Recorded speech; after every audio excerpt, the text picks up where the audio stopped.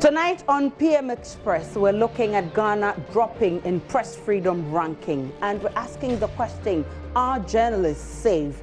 And you may be aware that the World Press Freedom Index put Ghana, or made Ghana to lose its status, her status as Africa's best ranked country in the World's Press Freedom Index. You know why this happened? The 2019 report prepared by Reporters Without Borders ranked Ghana 27 as against 23 in 2018. That was just last year. Now, Namibia topped the African League at 23, with Norway ranking first worldwide, while Turkmenistan sat at the bottom at 180.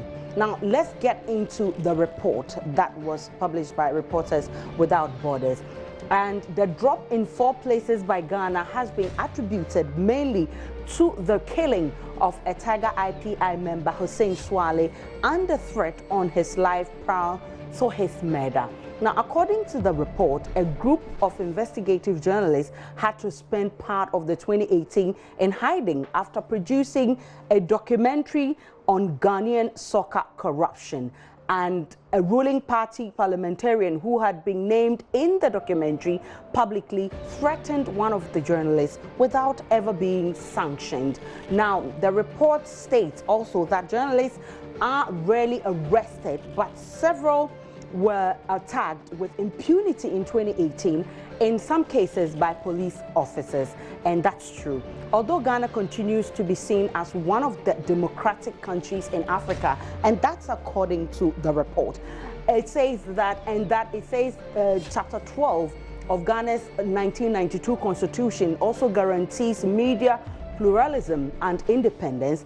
A third of the media are owned by the state or businessmen linked to government, and this the report finds problematic. Now, let's see the concerns that were raised by the index. The RSF index, which evaluates the state of journalism in 180 countries and territories every year, shows that an intense climate of fear has been triggered, and it explains why. He says an atmosphere that is prejudicial to a safe reporting environment is what it is talking about. Now, the report explains that the hostility towards journalists expressed by political leaders, and we'll be interrogating this matter very into details, in many countries has incited increasingly serious and frequent acts of violence, and that has fueled an unprecedented level of fear and danger for journalists. That's what the report says.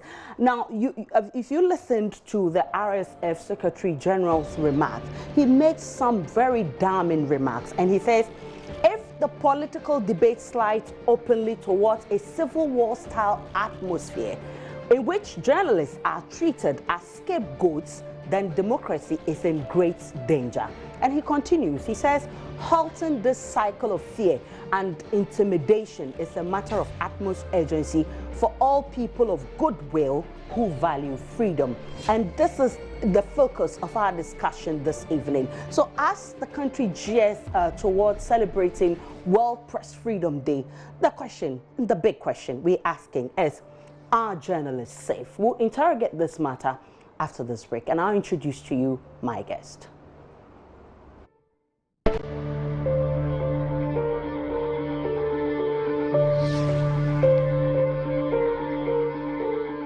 Welcome back to PM Express, and I've been joined by Sam George, who is MP for Ningo Pram and also a member of the Communication Committee of Parliament. We will shortly be joined also by Ken Ashibi, who is CEO of the Telecommunications Chamber, and the communication will take full swing. Many thanks for coming, and good to see you. You haven't been here in a while. You've been very passionate about dealing with the impunity and the attacks on journalists, which you think is actually not the right thing to do. How does it come to you that Ghana has actually dropped from her admirable position of being the best in Africa now to the 3rd position? Well, let me say a very good evening to our viewers and to your good self. It's been a while. Maybe Happy New Year. It's my first time on the show this year.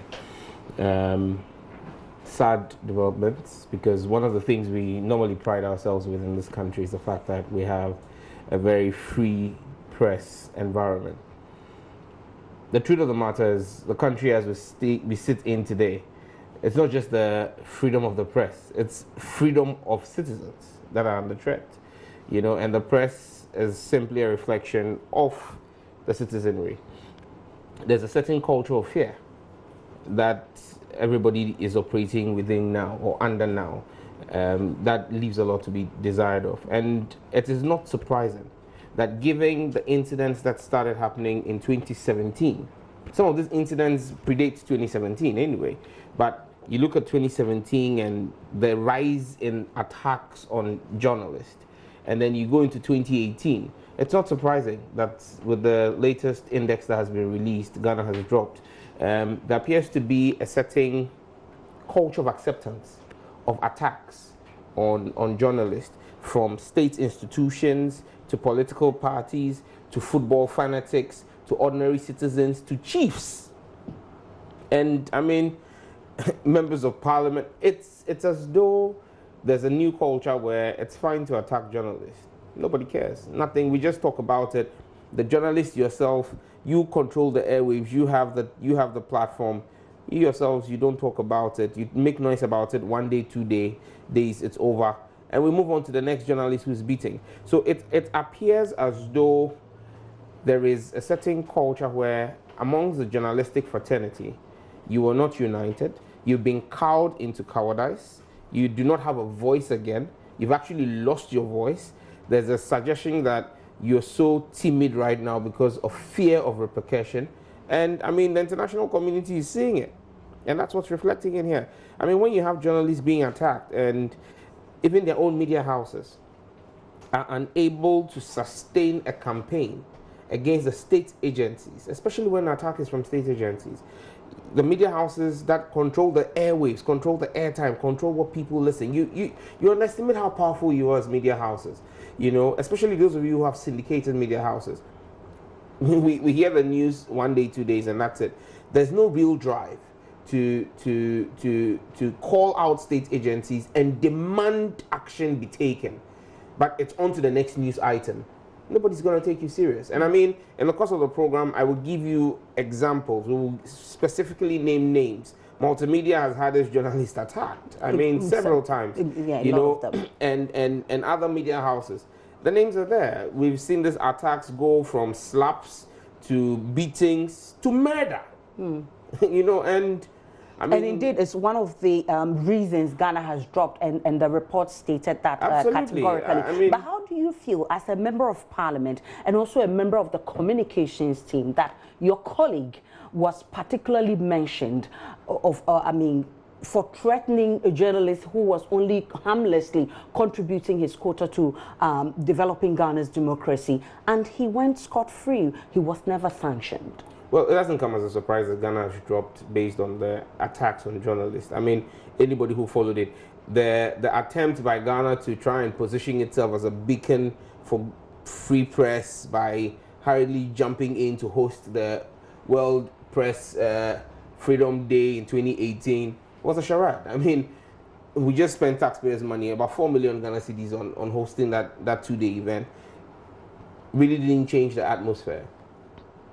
I'm sad as a member of parliament to know that we sit in a country where we're supposed to have laws to protect the citizenry, journalists included, and those laws are flouted with impunity. It's as though the laws bite depending on who it is who's flouting the law. And that's what we're seeing. I mean, there's no, and again, it's simply because the cancer of the attacks on journalists appear to have the highest levels of acceptance, be it in a political sphere or traditional sphere. I mean, the people who lead and ought to reprimand, who lead the country and ought to reprimand those who flout the laws, are actually beneficiaries of these attacks on journalists. Many times the attacks on journalists are done by appointees or associates of the very powerful people who run this country. And so at the end of the day, it is in pursuant of the goals of those in power that attacks on the journalists are happening. I mean, take for example, you want to look at the attacks that have happened in the office or at the NPP party headquarters. Okay. Not once, not twice, not 3 times. There was a time when Bernard Avle of City FM tried to start a boycott of NPP party activities. Okay. I mean, it went for like a week, 2 weeks maximum. It was ended. It didn't stop the next assault again. That this time did not happen to just one journalist, but happened to about 4 journalists from 4 media houses. And it's been going and escalating. Yeah. And at the end of the day, these attacks did not start when the NPP just came into office. It started from when they were in opposition. Okay. And it's transmogrified with them into governance, and now there's a certain impunity. Okay. You've seen members of parliament openly threatening journalists. But your government also attacked journalists. I remember vividly when one journalist was attacked by the aide of the president. And even in opposition, we've seen one of our journalists being attacked by a security member of your candidate. Absolutely condemnable. I mean, the instance that you referenced when we're in government was something I think that happened at 37 and with a recorder. Yeah. That incident was regrettable. Calls were made, and you see, that's where at times we have a challenge with the media. The kinds of noise, in quotes, that we heard that was generated over that incident, and you juxtapose it to even more egregious offenses against journalists and the silence of journalists. It makes it look as though when one political party is involved in an attack on a journalist, a one-off attack on a journalist, that party there, we must make noise about it. When is the other party?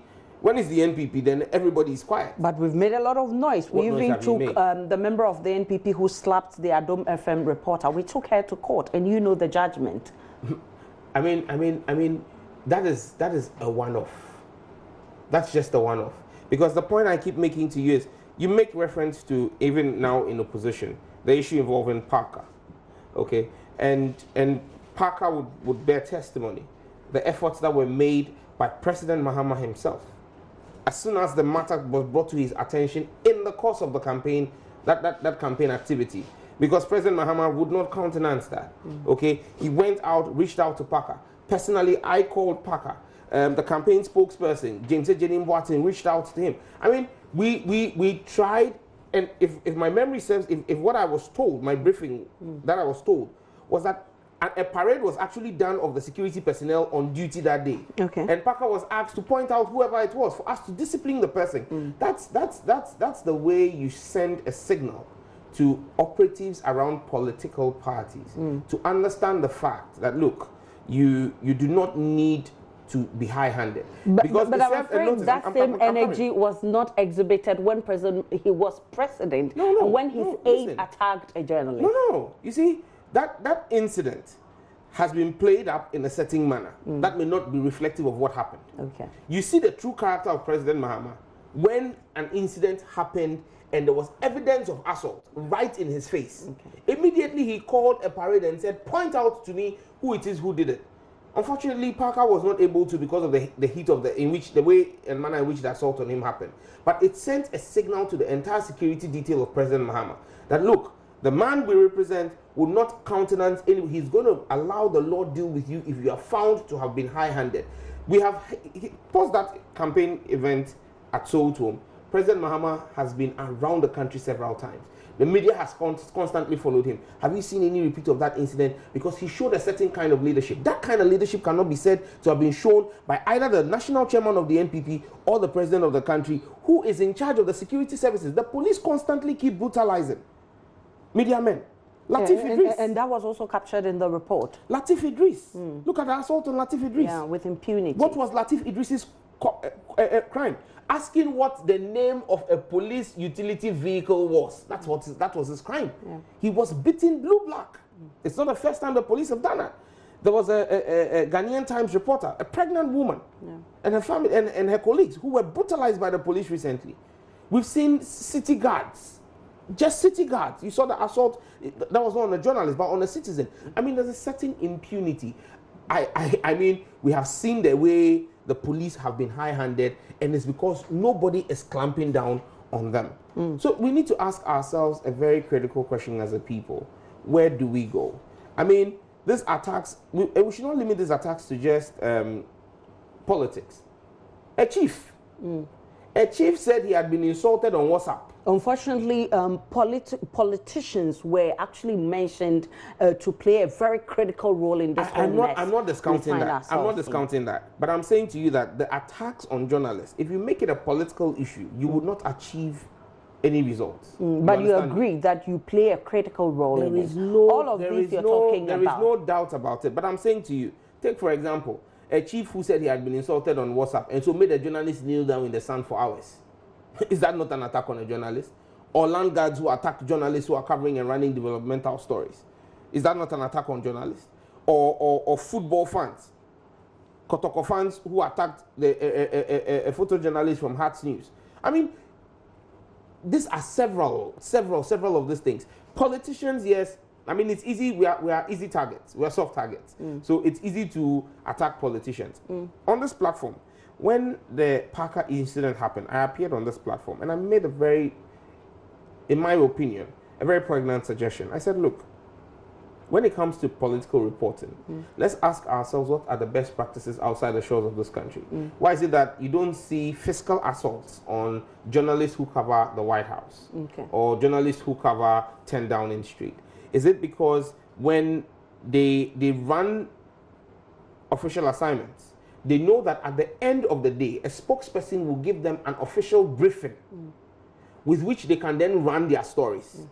So then they don't need to be in the face of the principal. That's the president or flag bearer, whoever the political personality is. They don't need to be trying to get in his face with a microphone.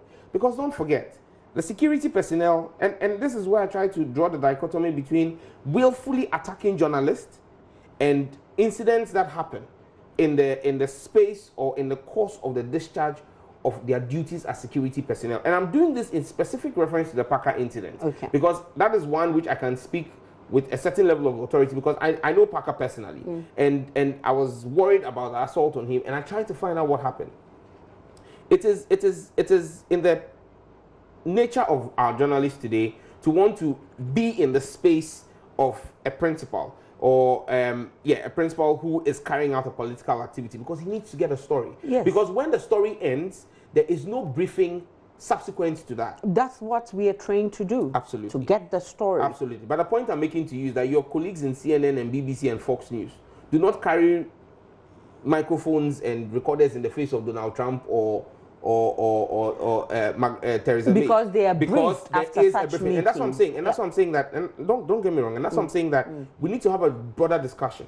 That look, as political parties and political players, we need to also embrace best practices where we are going to want to insulate our security apparatus. Because the security guys have a simple duty. Their job on the day is to ensure that nobody gets within a certain distance of the principal. That is why they are there. If anything happens to that man, someone is coming there with a recorder and there's a knife in it, that guy has failed in his job. So his responsibility is to protect the principal. That's all he cares about. He doesn't know whether you are a journalist or what. Even if you're wearing an ID card, in the rush and melee of political events, it's difficult to tell out who a journalist is from an ordinary person. So they do their jobs.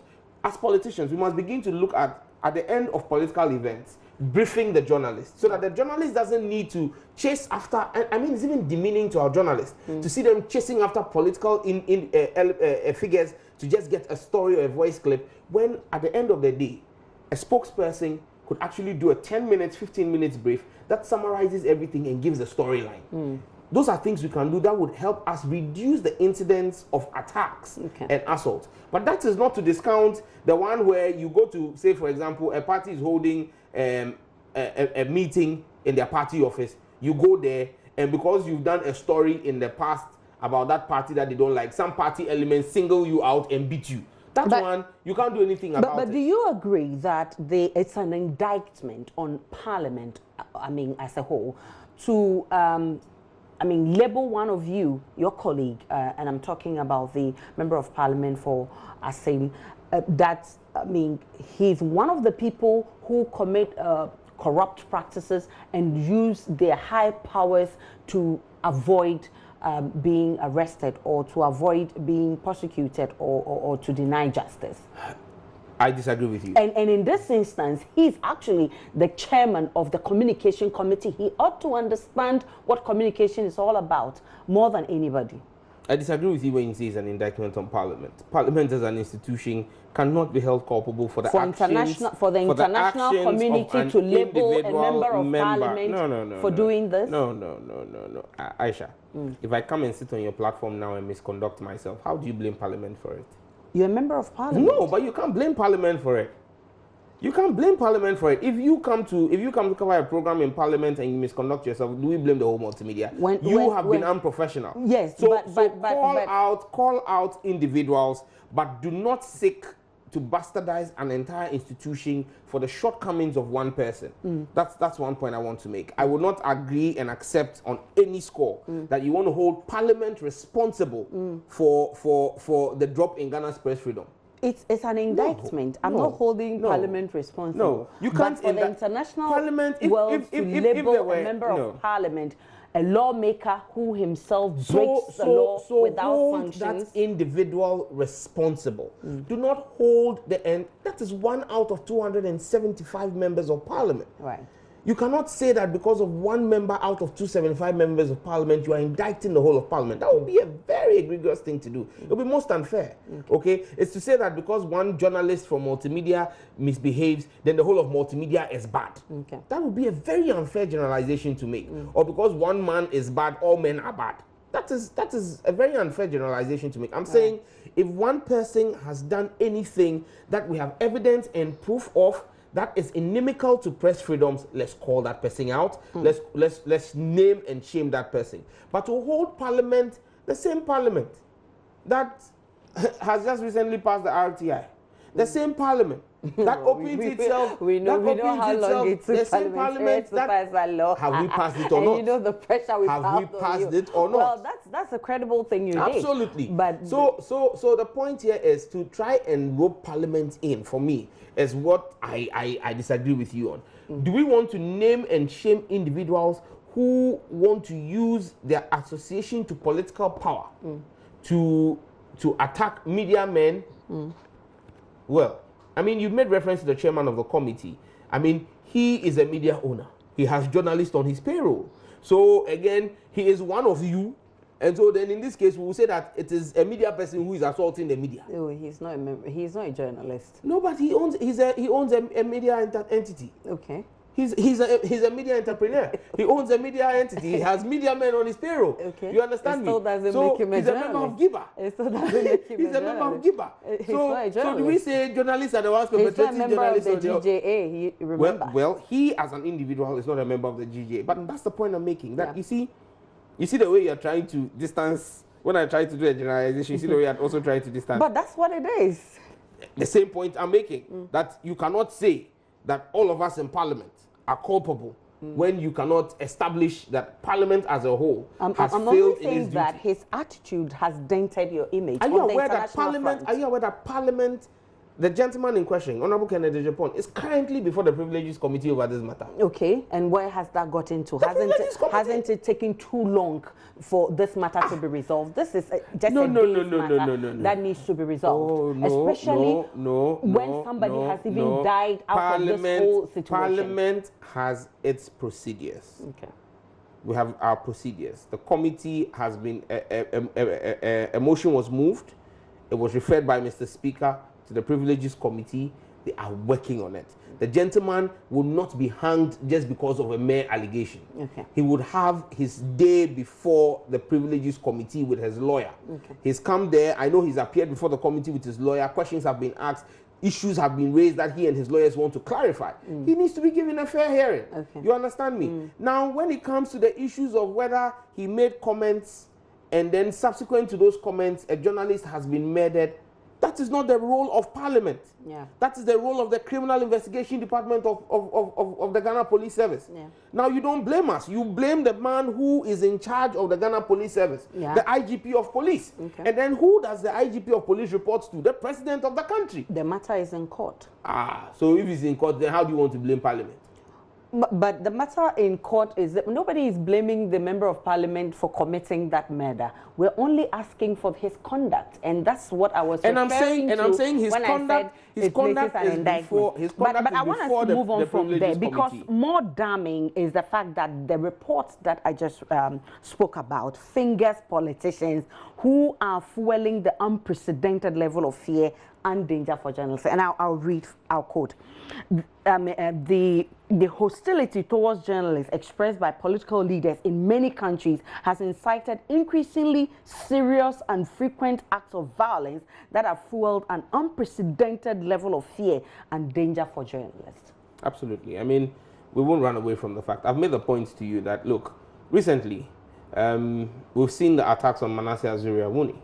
Manasseh had done several stories under the NDC administration. Stories that were not very friendly to the NDC government at the time.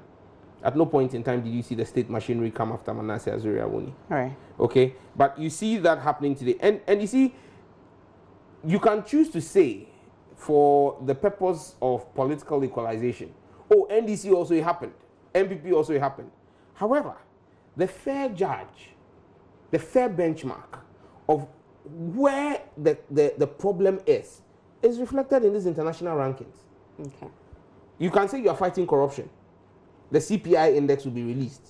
It will show, Transparency International will release it, and it will show whether you're being corrupt or not. As we speak, Ghana has constantly been declining since 2017 under President Akufo-Addo in the corruption indexes. Now you also see the press freedom rankings. We are going down. But we were best in 2019. Best in 2019? In 2018. Where? I beg your pardon. We were best. We were best in Africa. You're talking about the press freedom, yes. Because it was building But that was up. Also under Akufo-Addo's tenure. We were best in Africa, and that's not the first time. Okay. That was not the first time Ghana was Yes, I'm being just the best. making reference Absolutely. that, yes, it so was under his we were tenure. there before he came in. Okay. And then now, under his watch, we are dropping. Okay. We're not maintaining our stance. And it's simply because you have elements of state. Today, there is a boycott of multimedia by the MPP.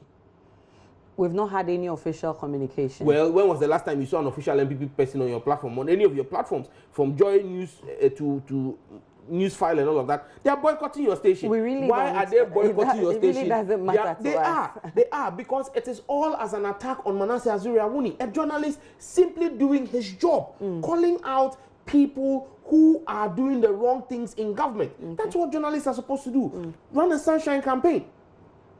When Manasseh did his Ford expedition story, okay, with all the twists that were put to it, even though Manasseh himself has come out to say that some of the things that were attributed to him were not in his story. Okay. People twisted it. The NDC never took offense with Manasseh to go after him and threaten his life.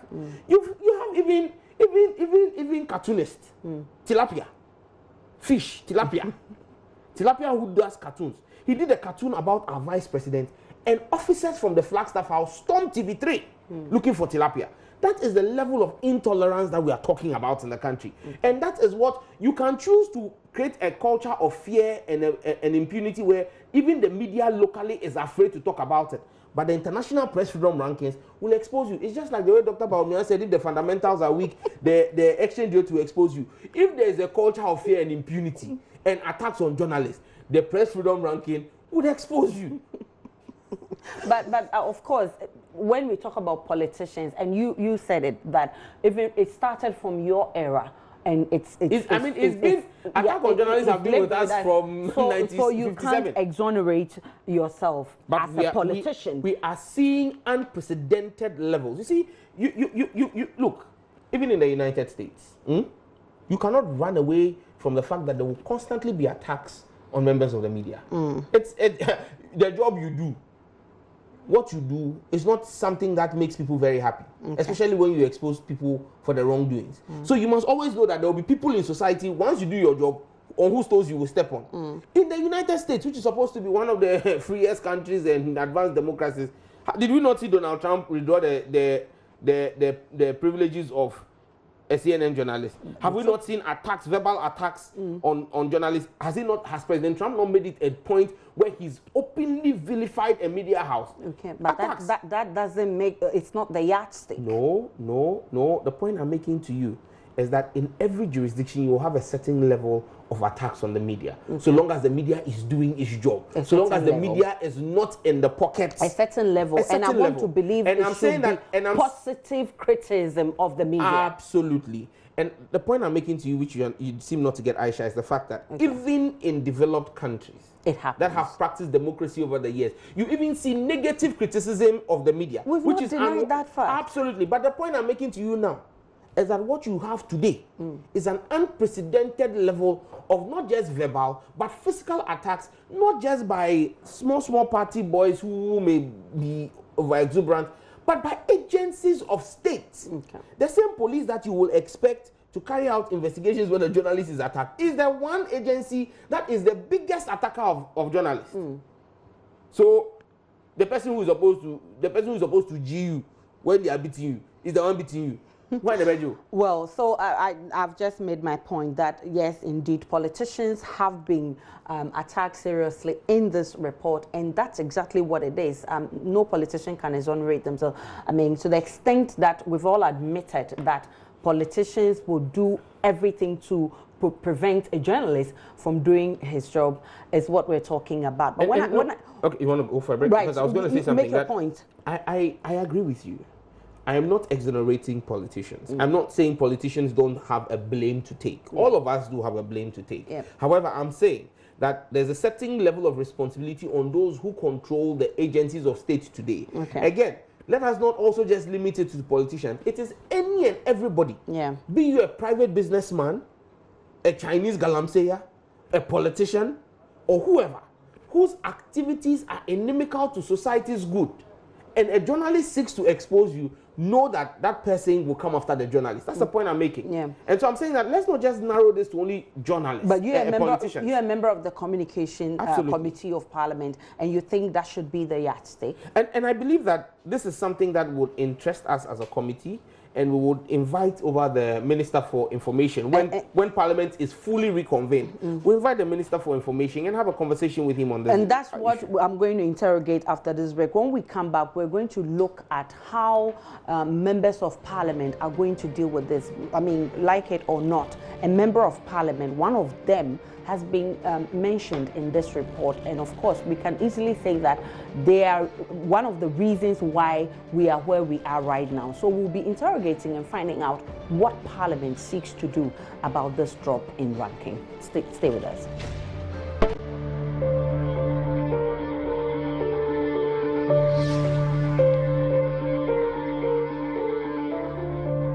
Welcome back to PM Express. We're talking press freedom, and as we're gearing up for World Press Freedom Day, we're looking at how Ghana has lost her first position, being the best in Africa for press freedom, dropping to a third position. And I want us to look at the Namibia, which topped the rank. And looking at a country like Namibia topping Ghana, I feel there are a lot we can learn from Namibia.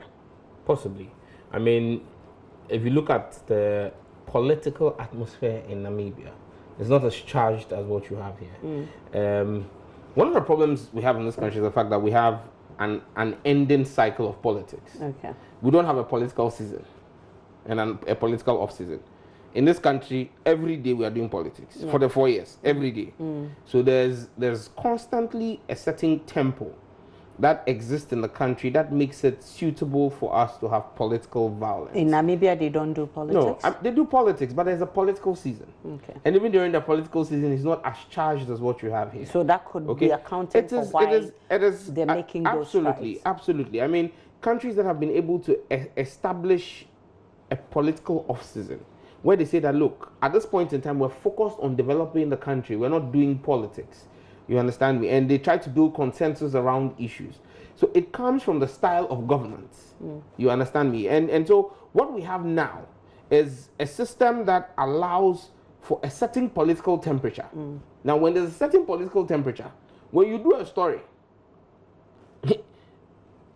you would have issues as you have now.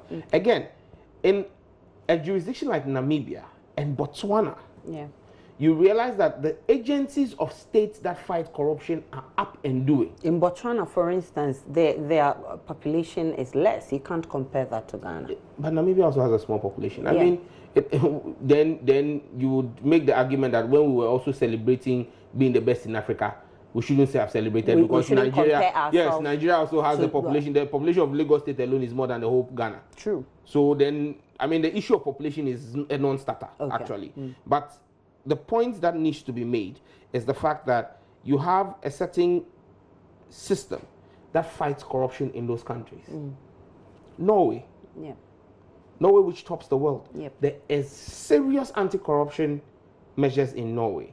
Okay, that ensure that journalists have the freedom. When a journalist puts out a story, he knows that the merits of a story will be taken, and the political actor who has power will be dealt with by the agencies of state. Okay. But in Ghana, that's not the case. Okay. When a journalist does a story and reveals or exposes a powerful person in government or in the opposition or in politics in general, what you see is the political might descend on that journalist. And that journalist who is supposed to become a whistleblower is not treated as a whistleblower. There, I saw something that says in Ghana, when a whistleblower or a journalist does a story, the big man who is the alleged perpetrator of the crime is deemed innocent until proven guilty. Okay. The whistleblower is deemed guilty until he can prove the perpetrator innocent, guilty. You understand me? Yeah. So you realize that a whistleblower who has brought out evidence risks his life. Look at Anas Aremeyaw Anas. Yeah. The risk to his life to uncover things, acts of corruption by powerful people in this country. When he does it, what have we seen in the past few years? Why do we do that? It's simply the political will. Okay. If the man who sits at top, the man at whose desk it all ends. You see, when you want to prosecute crime, it is criminal. That's why it's called crime. It's not a civil case, it's a criminal case. No citizen of this country can start a criminal case. It is only the president's lawyer. That's the attorney general. Yep. That is the 1992 constitution. So if the attorney general is not giving the political freedom, and that's why I subscribe to the separation of Minister for Justice from Attorney General. So the Attorney General will be a career person who has no apron strings tied to a particular political party. But so long as you have the Minister for Justice doubling as the Attorney General, even now that we have special prosecutor, we have special prosecutor. Yes. With all the data that has been done in this government, acts of corruption, people have tabled evidence.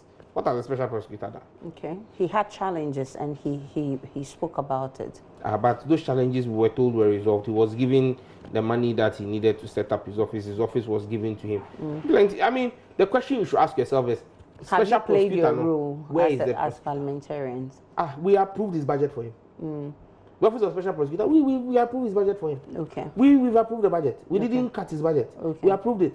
Now the onus lies on the president to make sure that the releases are done to the Office of the Special Prosecutor. How about the legislative instrument? We completed that one. Okay. In fact, we did it under a certificate of agency. Okay. And passed it. At the time, look, even the Office of the Special Prosecutor, we I don't want to say we broke our own rules, but we bent our standing orders. Because you needed to have gazetted it for a number of 21 days before it was not gazetted even when we started counting the number of days it was laid in Parliament. Okay. To make sure that we passed it. You understand me? But the question we should ask ourselves is, are Ghanaians, do a vox pop or do a poll on My Joy Online and ask Ghanaians if they are happy with the performance of the special prosecutor. You understand me? Yeah. But you see, the special prosecutor is hampered because he needs resources from the state, the political leader, the president, to work. The buck stops to the president too. Okay. When you have presidential staffers. But you just mentioned that you've approved his budget and whatever he needs, but we were not the president. Some time ago, the president came out to say he will do what he's supposed to do to make sure the we in Parliament, our job is to approve his budget. Yes. But to release the funds that have been approved by Parliament, that one is the president and his minister for finance. The president has shown commitment in doing that. So then is the special prosecutor who is not up to his job. One of the two of them is not doing their job. Bottom line, for me, All I am saying here and all I see here is that if there is no political will to deal with corruption, when you have office of the president's staff, presidential staffers today, whose names are in the presidential staff list that was brought to Parliament 3 weeks ago, go on the offensive and name media men and attack them because of exposés against their colleague presidential staffers, Charles Bisu. Because of the exposés against Charles Bisu, you have presidential staffers attacking journalists, calling them out and calling them names. How then do you expect these journalists to feel comfortable to go ahead and do the jobs that they are supposed to do? They won't feel comfortable. And then when you have powerful people like that in government throwing all kinds of tantrums and making the kinds of allegations and threats against journalists, what you have are the low-level operatives act on those actions or those utterances. And when they meet these journalists, attack them. Because you see, don't forget, politics is a game of patronage. You can't run away from it. It's a game of patronage. Okay. Someone is going to patronize you because of what he thinks he'll get from you. So if someone hears that Sam George says, me, I don't like Aisha. Aisha is a bad person. Aisha is destroying my politics. There's somebody who patronizes me by virtue of the fact that I'm a member of Parliament.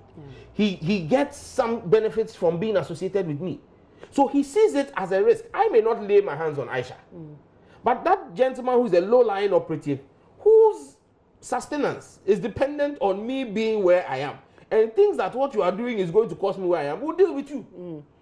It is the sequence of events. So when you have powerful people in this country, politicians and businessmen, chief executives and chiefs, attacking journalists and doing it verbally, what they are simply doing is sending a signal to their base to go out and carry the physical attacks. Indeed, the report makes mention of the fact that a third of the media in Ghana are owned by the state, or I mean businessmen who are linked to government and government in power or something like that. But most importantly, and I'm shocked that Namibia, which is ranking first, doesn't even have a right to information law. And Ghana, who now has an RTI law, is ranking third or has lost its position to such a country. But more importantly, you are a member of the communications committee, and that makes your job, I mean, this comes under your doorstep, at your doorstep, and you being a member of Parliament. Have you started conversations over how to deal with this drop, and whether you like it or not, this drop has been linked to you in one way or the other? In all honesty, Parliament and this committee have not looked at this report. I mean, this report came out, I think, this week, a few days ago or today. And Parliament is actually technically on recess. We are in an emergency sitting to consider what we're told was the vigilantism bill, even though it's turned out to be approval of loans. But one thing I can guarantee is that as a member of the committee, I'm going to be making a representation to my chairman, Honorable Kennedy Japan, to invite the Minister for Information, Honorable Kojo Opon Nkrumah, to attend upon the committee and explain to us concrete steps that government has taken to curb the menace of attacks on journalists, which are the key reasons why we are dropping in our press freedom rankings. You think that will work? A man that himself has been fingered in the report over there will do such a thing? You see, it's parliamentary business. He has, once there is a certain number of us and the committee, and I mean our standing orders are clear. And one thing I would not take away, I mean, Kennedy Japan is not here. We don't belong to the same political party, but I've worked with him for almost 2 years on the committee as my chairman. Once an issue is made and there's a consensus that, look, we need to have this conversation, he has never stood in the way of the committee. That is to his credit. I would say that any day. And so I believe that whether he's been fingered or not, so long as members of the committee, we make a representation at our next meeting and say, Chairman, Ranking, who is ABA Fuseni, we need to extend an invitation to the Minister for Information. He cannot and he will not, because he doesn't have the power as chairman to say he will not invite the minister. Okay. So the procedures of Parliament are completely spelled out clearly. So once I'm saying, and that's what I'm saying, I'm making the promise, and I will put it out when officially we're going to meet. Okay. I'll let you know as the media, and we would insist that the minister comes to us with concrete steps that his ministry would take to safeguard and protect journalists. And it will not be a matter that will just end there. We will take it out. I would also personally do a statement on this press freedom rankings. However, when you make statements, it is ultimately in the bosom of Mr. Speaker to admit your statement or not admit your statement. Okay. So I will do a statement and send it to Mr. Speaker for when Parliament fully resumes on the 29th of May, to hope that when we resume, Mr. Speaker would allow a statement to be made that would also generate a certain level of discussion on the floor of the House. Yeah. These are things that these are steps that are open to us. I would use the committee to invite the information, and I would do a statement and send to the floor. However, all of this are contingent on the Speaker's admittance of the statement and the Minister's appearance before the committee with what steps he would take to ensure that we regain our #1 ranking, because it does not augur well for us. I mean, going into an election 18, 20 months away from a general election, that is going to be a very, very tricky election in this country. Yeah. It is not the best time for us to be dropping in our press freedom rankings. I mean, you need the press to be at the vanguard of whatever change may happen, and you need the press to feel free enough. But intimidating the press could be a political tactic to muzzle dissent and voices of change. But I mean, at the end of the day, we will continue to fight through and speak up and ensure that we have a free press to speak, so that if some George does the wrong thing, the media should feel free to criticize him. If Nana Dodonko Akufo-Addo, His Excellency, does the wrong thing, the media should feel free to criticize him and point it out. However, as we fight and speak for the media, it cannot just be said that the problem is outside of the media. You, the media, must also engender a certain level of trust from the people who you expect to fight for you. Okay. Because if the people do not see you as being neutral, if the people do not see you as being objective, and look, I have always held the view that you can't have a neutral media house. Yeah. In other jurisdictions, there are media houses that say we are democratic, but there are media houses that say we are Republican, or we are center right, center left. There are those who try to say we play in the middle. But JoyNews can say we are neutral. When you were in power, you accused us of being in bed with the NPP. Now the NPP, you said, I heard from you that the NPP are boycotting us because we did the right thing. So JoyNews is objective. Well, the jury is out on that. I won't sit here and pass judgment on JoyNews on whether you are objective or you are not objective. All I will say is that at the end of the day, the same vigor with which, in fact, they say it in tree. My tree is not good, but with something about I buy the bought you know, and one I had ball or something. Right. I mean, the bottom line here is this: people sit back and watch, and people see that they go to the filling stations and they see that the fuel prices have gone up, and then they cast their mind back and say, but when President Mama was there, every time fuel prices went up, a certain media house would always jump up around with it and make noise, and to be in the news that there was hardship. Now it's happening under another government, you are not talking. No. So you may think that you are neutral, and I'm not saying this is Joy FM. I am not saying, I'm saying that I'm giving an example. I'm not saying Joy FM. Generally, right. Generally, I'm saying, so if a media house does that, or let's assume that a media house says, oh, when a tape comes out from a particular political party, we don't play tapes. But if a tape about another political party comes, they will play that tape. Right. That media house will not engender a certain objectivity or neutrality. That you will need to have all the voices around the table say, look, let's protect the media. Right. At times when you get attacked, people say, your own people are the ones attacking you. So we need to engender that trust in the people. But more importantly, we'll be looking forward to how Parliament addresses this issue. And like I said, you play a very critical role in ensuring that we reverse this trend and go back to our best position in press freedom. I'm very grateful. Sam George is a member of the Communications Committee in Parliament, and he's also a member of Ningo Pram Pram. We're supposed to be joined by Ken Ashigbe, who is CEO of the Telecommunications Chamber. We know how passionate he's been about this topic. I really, I'm sure he had an emergency or something, he couldn't join us. And I want to thank you for watching. My name is Aisha Ibrahim. Enjoy the rest of our programs.